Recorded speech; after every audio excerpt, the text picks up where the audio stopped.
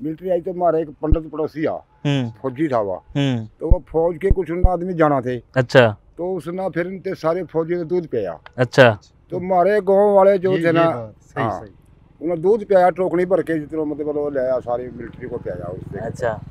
तो जब वो मतलब उन्होंने फिर गया ना भाई हम मतलब ये अमल चैन पे जाएंगे और हमारे को कोई वहाँ रुकावट नहीं आना, कोई दिक्कत नहीं हम। फिर सारे गाँव में गया, अब जाने का टाइम आ गया, अब नहीं अभी आ रहे। तो ये दूध किसने पिलाया था? दूध ये पिलाया छज्जू पंडित ने।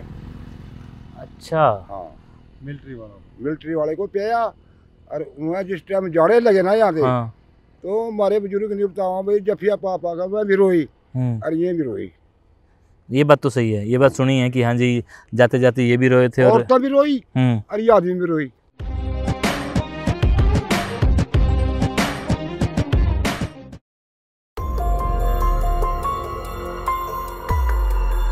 ये दास्तां है उस दौर की जब अकबर बादशाह का राज चलता था।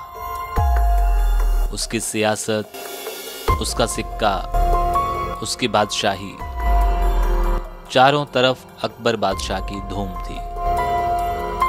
और अकबर बादशाह की नजर थी एक ऐसे गांव पर जिसे वो अपना बनाना चाहता था, और वो गांव था बेर माजरा। बेर माजरा यानी आज का रंभा, करनाल और इंद्री के दरमियान बसा रंभा गांव, राजपूत चौहानों का रंभा गांव। उस दौर में इस गांव को संभालने वाले चौहान राजपूत लोग थे।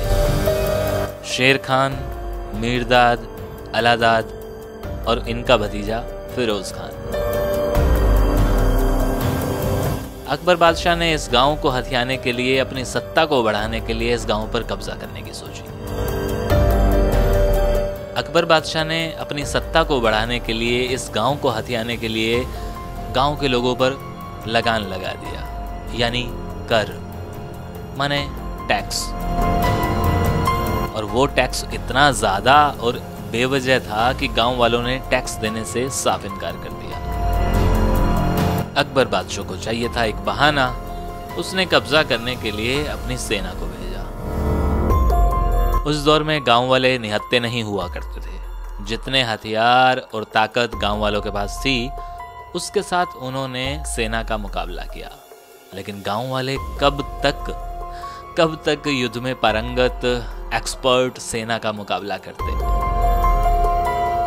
उन्होंने हथियार डाल दिए और बेर माजरा यानी रंभा अकबर बादशाह की जागीर बन गया।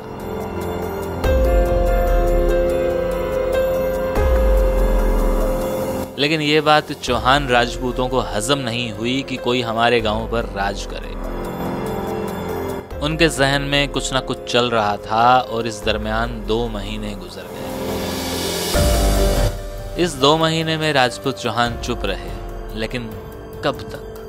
आखिरकार इन सब ने मिलकर, यानी शेर खान, मीरदाद, अलादाद, इनका भतीजा फिरोज खान, इन सब ने मिलकर एक योजना बनाई, यानी एक स्कीम बनाई कि कैसे बादशाह अकबर को घेरा जाए या उसे बंदी बनाया जाए। और जब योजना बन गई तो अलादाद ने साफ मना कर दिया कि मैं इस गेम का हिस्सा नहीं बनूंगा। आखिरकार चाचा भतीजा ने मिलकर वो कर दिखाया जिसकी कोई कल्पना भी नहीं कर सकता था, यानी उन्होंने बादशाह को अपने कब्जे में ले लिया।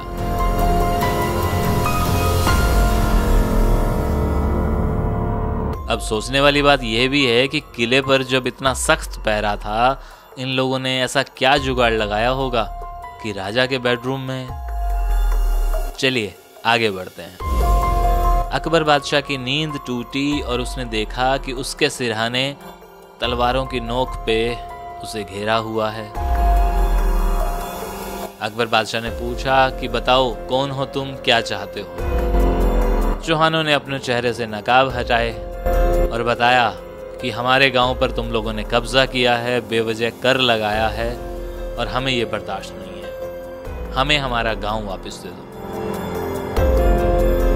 बादशाह अकबर ने मौके की नजाकत को समझा और कहा कि ठीक है, कल सुबह दरबार में आ जाना, गांव वापस कर दूंगा। आंखों ही आंखों में रात गुजरी और चौहान राजपूत महल में दाखिल हुए। लेकिन पहरेदारों ने देखा कि इनके पास हथियार हैं, तो उन्होंने मना किया कि हथियारों को यहीं रखो, फिर अंदर जाओ। चौहानों ने कहा, महाराज को जाके कहो जो रात को आए थे वो सुबह फिर आए हैं, वो मना नहीं करेंगे। और वही हुआ। अकबर बादशाह ने जब संदेश सुना तो उसने कहा कि आने दो। अकबर बादशाह ने कहा कि देखो, रात को जो मैंने तुम्हें कहा था वो बात कुछ अलग थी, मैंने सोचा है इस बारे में। हम एक काम करते हैं, हम तुम्हें एक रियासत देते हैं, तुम अपना गांव छोड़ दो। लेकिन राजपूत चौहानों ने कहा कि नहीं, हमें अपना बेर माजरा ही चाहिए। अकबर ने बहुत समझाया, लेकिन राजपूत चौहानों ने कहा कि नहीं। अकबर बादशाह ने कहा तो चलो ठीक है, लेकिन मेरी एक शर्त है, मैं तुम्हें तुम्हारा गांव दे दूंगा और उसके साथ साथ कुछ और गांव भी दूंगा, लेकिन अब बेर माजरा का नाम बेर माजरा नहीं होगा, उसका नाम बदलकर गढ़ रंभा रख दो। और राजपूत चौहानों ने कुछ क्षण के लिए सोचा और मुस्कुरा के कहा, ठीक है, हमें नाम से कोई मतलब नहीं, जो मर्जी आप रखें। अकबर बादशाह ने खुशी खुशी गांव के आसपास के 12 गांव इन राजपूतों को अलाट कर दिए और बेर माजरा बन गया गढ़ रंभा। अब ये 12 गांव इन्होंने 3 हिस्सों में बांट लिए, यानी 4-4 गांव 3 हिस्सों में, मीरदाद, शेर खान और फिरोज खान, और रह गया इनका दूसरा भाई अलादाद, जो इस खेल में शामिल ही नहीं हुआ था, इसलिए उसको उसका हिस्सा भी नहीं मिला। लेकिन अलादाद ने जब देखा कि इनके हिस्से 12 गांव आए हैं, तो वो मीरदाद के पास गया और अपना हिस्सा मांगा। तो मीरदाद ने कहा कि मैं तुम्हें बिल्कुल अपना हिस्सा नहीं दूंगा। अब ये देखकर शेर खान ने अपने हिस्से में से 1/8वां हिस्सा अलादाद को दे दिया, यानी 8वां हिस्सा। भाई ने भाई के साथ भाई का फर्ज निभाया और गांव बेर माजरा बन गया गढ़ रंभा। वक्त की किताब के सफ़े धीरे धीरे पलटने लगे और एक दौर आया जब शेर खान की शादी तय हुई। इस गांव से थोड़ी दूर है इंद्री, वो बना शेर खान का ससुराल। हालांकि वो उस गांव का मालिक था, यानी जो 4 गांव उसके हिस्से में आए थे उनमें से एक इंद्री भी था। अब गांव वालों ने ज़हनी तौर पर एक मंसूबा बनाया कि शेर खान की जुत्ती लुकाई में हम शेर खान से ये गांव मांग लेंगे, और आखिरकार हुआ भी यही। शेर खान की सालियों की जीत हुई और शेर खान अपना गांव हार गया और बन गया दामाद इंद्री का। सुनने वालों को मैं यहाँ बता दूं कि ये सारी कहानी मेरी अपनी बनाई हुई नहीं है। शेर खान की पट्टी से राणा नदीम, जो इस दौर की औलाद हैं, उन्होंने मुझे ये सारी कहानी बयान की है 23 मार्च 2021 दोपहर के 2 बजे। और उनसे जब मैंने पूछा कि आपको ये सारी कहानी कहाँ से पता चली, तो उन्होंने कहा कि कुछ हमारे बुजुर्गों से और कुछ हमारे भाटों से। चलिए आगे बढ़ते हैं।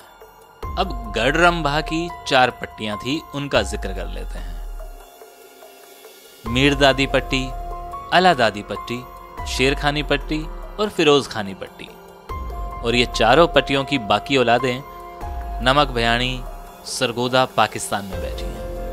तहसील है भेरा, और इन्हीं के 50 से 60 परिवार खैरपुर, टामेवाली, बावलपुर में बैठे हैं। और कुछ घर बैठे हैं सांगण में। सूबा सिंध और तहसील है खीबरो। बताते हैं कि जब पाकिस्तान बना तो इस गांव के मुसलमानों ने इस गांव को छोड़ने से इनकार कर दिया।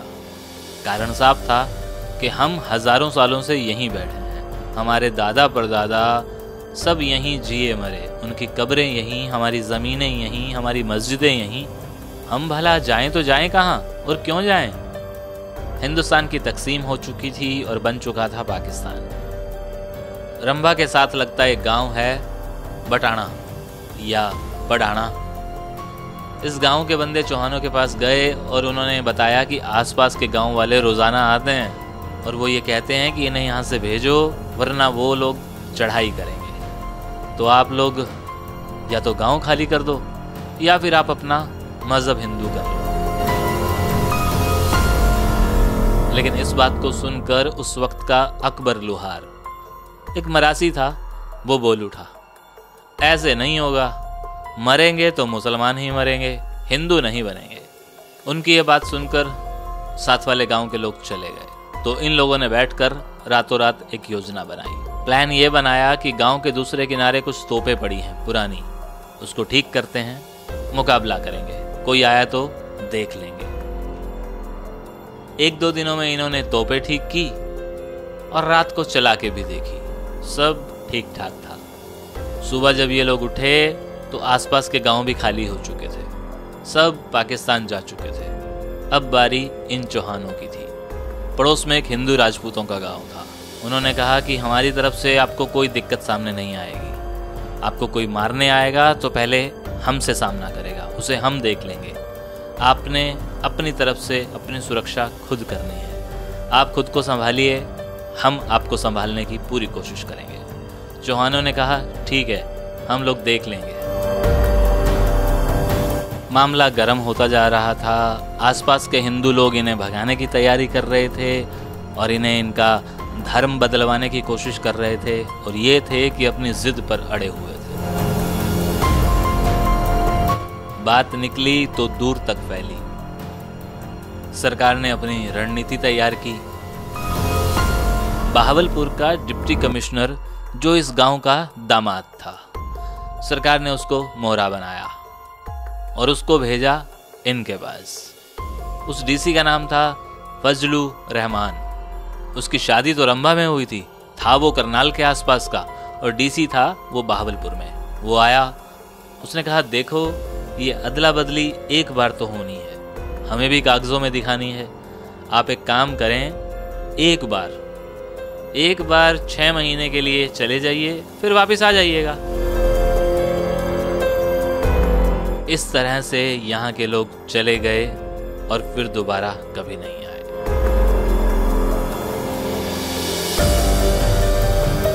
और ये भी एक वजह थी कि यहाँ के सभी लोग बगैर किसी मारकाट के सही सलामत पाकिस्तान चले गए। और राणा नदीम का परिवार बताता है कि जिस बंदे के यहाँ हमने जेवर रखवाए थे, उस बंदे ने आंखें फेर ली और मुकर गया वापस देने से।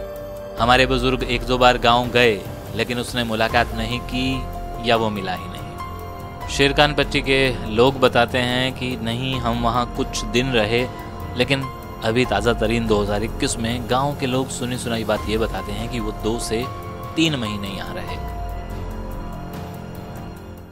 गांव घूमते घूमते मुझे ऋषिपाल भाई ने रघाराम प्रजापत साहब से मिलवाया। ये यहाँ पे प्याज की बुआई कर रहे थे और इन्होंने जब देखा कि हम कुछ यहाँ पे प्याज की खुदाई कर रहे थे, तो इन्होंने पूछा कि क्या आप लोग, तो मैंने बताया कि हम लोग इस गांव के बारे में कुछ एक लोगों की, तो इन्होंने कहा कि मैं बताता हूँ ना, वो लोग तो यहाँ से 3 साल तक गए नहीं थे।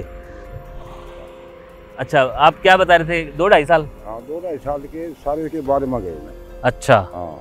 तो उनके यहाँ 2-2.5 साल रुकने का कारण क्या था? कारण क्या पता नहीं जी, हमने क्या कारण था कि भाई हम तो यहाँ जल्दी आए, हमने कौन रोकने वाला है, ऐसी भी कुछ बात हो गई। अच्छा, जड़प में हमारी।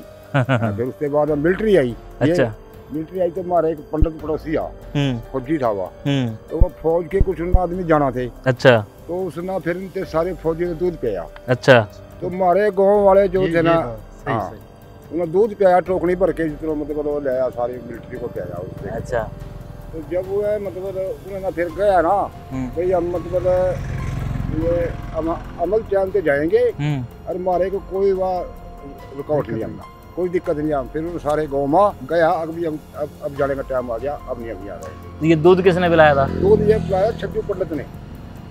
अच्छा, हाँ, मिलिट्री वाले को पिया। और वहाँ जिस टाइम जाने लगे ना यहाँ से, तो हमारे बुजुर्ग ने बताया भाई जफिया पापा का मैं भी रोई और ये भी रोई। ये बात तो सही है, ये बात सुनी है कि हाँ जी, जाते जाते ये भी रोए थे और भी रोई और ये आदमी भी रोई। ना क्योंकि इतना माहौल था, बढ़िया था यहाँ, ये बात। अच्छा, दूध इनको भी पिलाया जो राजपूत थे, जो चौहान थे, इनको भी पिलाया या सिर्फ फौजियों को पिलाया? नहीं, वो तो कोई पी लो, वो तो दूध की कमी थी गाँव में। लेकिन कमाल की बात यह है कि ये पंडित ने पिलाया। हाँ, उस टाइम जी बिल्कुल बताते हैं सारी कौमों में भाईचारा था। तो सब भाईचारा था, एक था बिल्कुल। आप प्रजापति बिरादरी से हो? हाँ, मतलब कुम्हार। हाँ। अच्छा, तो इस गांव के अंदर कितने पीर हैं? जो पीर तो जी 4 चफेरा भरे पड़े जी। हाँ, इधर जाओगे दूंगा पीर, सारे पीर भरे पड़े। जी जी जी।